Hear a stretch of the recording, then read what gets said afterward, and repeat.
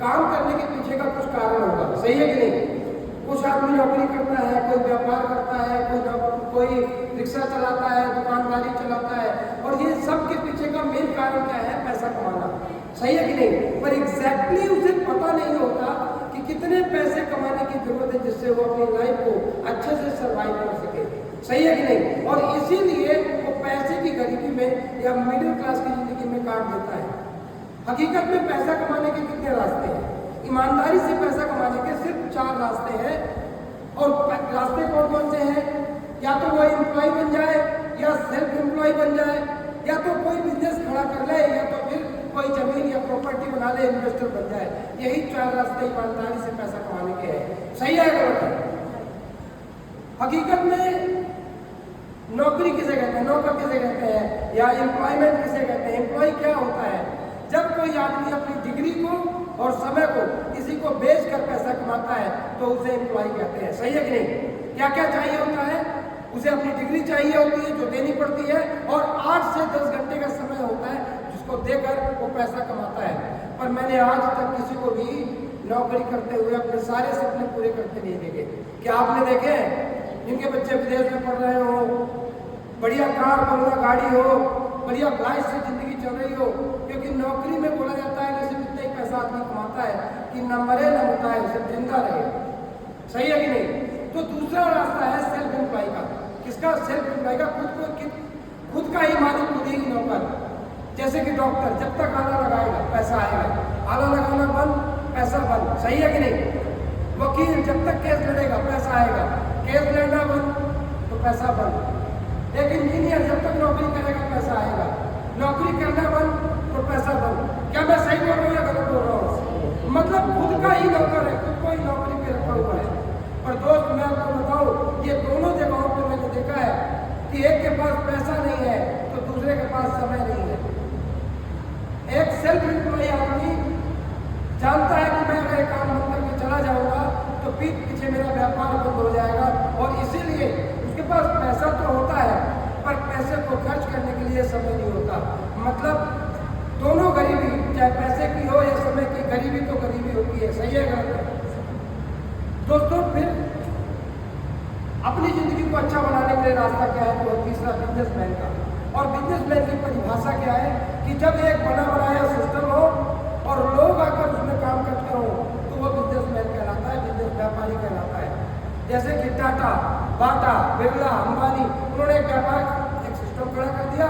अब आकर लोग उसमें काम कर रहे हैं और अब उसको समय देने की जरूरत नहीं है, इसे व्यापारी कहते हैं, सही है कि गलत? कुछ लोगों ने एक ठेला खोल दिया, एक दुकान खोल दिया, 2-4 रिक्शे चला लिया और अपने आप को व्यापारी समझता है। हकीकत में व्यापार का सिद्धांत यही है कि आपके पास एक सिस्टम हो और उसमें आकर लोग काम करते हो और आप समय से आज़ाद हो तो आप बिजनेसमैन हैं। और हकीकत में चौथा रास्ता कौन सा है? वो है इन्वेस्टर कैटेगरी का। जब मैं पैसा लगाऊं किसी होटल पे, जैसे किसी ने ये हॉल बनाया, अब ये हॉल जब तक चलता रहेगा पैसा आता रहेगा कि नहीं आता रहेगा? आपने जमीन खरीद ली, धीरे धीरे कीमत बढ़ी और आपके पास वो पैसा आता रहेगा। मतलब अगर मैं 2 कैटेगरी में बांटूं तो दुनिया में 2 कैटेगरी में लोग पैसा कमा रहे हैं। पहला एम्प्लॉय और सेल्फ एम्प्लॉय, और दूसरी कैटेगरी में आते हैं बिजनेसमैन और इन्वेस्टर। एक के पास पैसा है और दूसरे के पास पैसा नहीं है। तो हर आदमी चाहता है कि मैं पहली कैटेगरी से होकर दूसरी कैटेगरी में आ जाऊँ जहाँ पर पैसा है, सही है कि नहीं? सही है कि नहीं? पर क्या वजह है कि लोग व्यापार करना नहीं चाहते? 3 कारण हैं जिससे लोग व्यापार की तरफ नहीं जाते। पहला, बिग इन्वेस्टमेंट, बड़ा पैसा चाहिए, सही है कि नहीं? लाखों करोड़ों रुपए चाहिए व्यापार को बड़ा करने के लिए। क्या मैं ठीक बोल रहा हूँ या गलत बोल रहा हूँ? सही है कि गलत? एक तो हमारे पास करोड़ों है ही नहीं। चलो अगर कहीं से व्यवस्था करके और मैं एक व्यापार खड़ा भी कर दूं तो दूसरी समस्या है कि रिस्क बहुत बड़ा है। व्यापार चला नहीं चला, बिजनेस आगे बढ़ा या खत्म हो गया, रिस्क है कि नहीं है? चलिए तो पैसा भी लगा ले, रिस्क भी ले ले, तब भी तीसरा कारण है कि वहाँ पे मुझे उस व्यापार की एजुकेशन चाहिए, नॉलेज चाहिए। अगर नॉलेज नहीं है तो कब नौकर मालिक बन जाएगा, मालिक नौकर बन जाएगा, पता भी नहीं चलेगा। सही है कि गलत? सही है कि गलत है? और यही 3 कारण है जिससे हम नौकरी और सेल्फ एम्प्लॉय को छोड़ के व्यापार की तरफ नहीं जाते। सही सही है गलत है? नहीं तो हर आदमी अमीर बनना चाहता है, हर आदमी अमीर बनना चाहता है, सही है गलत? यही 3 कारण है जिससे हम आगे बढ़ते हैं दोस्त।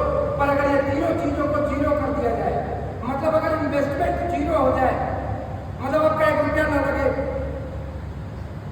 अगर 1 रुपया लगा नहीं तो कोई रिस्क है क्या? कोई रिस्क है क्या? रिस्क जीरो हो गया। और तजुर्बा भी ना देना पड़े, तजुर्बा देने के लिए लोग आकर अपना तजुर्बा दें, मतलब आपको नॉलेज की भी जरूरत ना पड़े, तो हर आदमी व्यापार कर सकता है कि नहीं? हर आदमी व्यापार कर सकता है कि नहीं? बताइए, कर सकता है कि नहीं? क्योंकि पूंजी नहीं लग रही, रिस्क नहीं है और तजुर्बा भी कोई और दे रहा है। अब व्यापार करना आसान है कि मुश्किल है? आसान है कि मुश्किल है? आसान है। और यही बात आज आपके बीच में उमेश चलाए और बहुत अच्छे से प्लान करते हुए समझाए, और यही बात को ध्यान में रखते हुए आज आपके बीच में SRPS वेलनेस प्राइवेट लिमिटेड एक ऐसी संस्था बन के आई है जहाँ पे आपको पूंजी नहीं लगाना, आपने कुछ सामान दिया, आपके यहाँ एक ID जनरेट हो गई, अब आप काम कर सकते हैं, मतलब बिना पूंजी का धंधा। अब जब पूंजी नहीं लगा तो रिस्क कोई नहीं है, और तजुर्बा देने के लिए आपको जो व्यापार में लेके आता है वो अपने तजुर्बे से आपको आगे बढ़ाता है। तो बताइए, अब आगे बढ़ना आसान है कि मुश्किल है? आसान है कि मुश्किल है? और यही काम करते हुए आज बहुत लोग आगे बढ़ गए। दोस्तों, मैं देख रहा हूँ कि मेरे सामने ज्यादातर लोग वो है जो सन 2000 के पहले के हैं। सही है गलत है? आप लोग सन 2000 के पहले पैदा हुए हैं, ऐसा लग रहा है। क्या मैं सही बोल रहा हूँ गलत बोल रहा हूँ? मतलब आप उन लोगों में से आते हैं जिन्होंने दुनिया का एक ऐसा समय देखा है, अपने सामने ब्लैक एंड व्हाइट टीवी को कलर टीवी में बदलते हुए देखा है। क्या मैं सही बोल रहा हूँ? आप उन लोगों में से आते हैं जिन्होंने अपने सामने मोबाइल फोन आते कीपैड को टच स्क्रीन में बदलते हुए देखा है। क्या सही बोल रहा हूँ या गलत बोल रहा हूँ? सही है कि गलत है? सही है ना? आपने अपने सामने आज कंप्यूटर आते भी देखा है और कंप्यूटर को हाईटेक होते भी देखा है। सही है कि गलत है? सही है कि गलत है? पर यह मैं बताऊं कि आज अगर सबसे पिछड़ी लोग अगर किसी को बोला जाता है ना, तो सन 2000 के पहले के लोगों को बोला जाता है।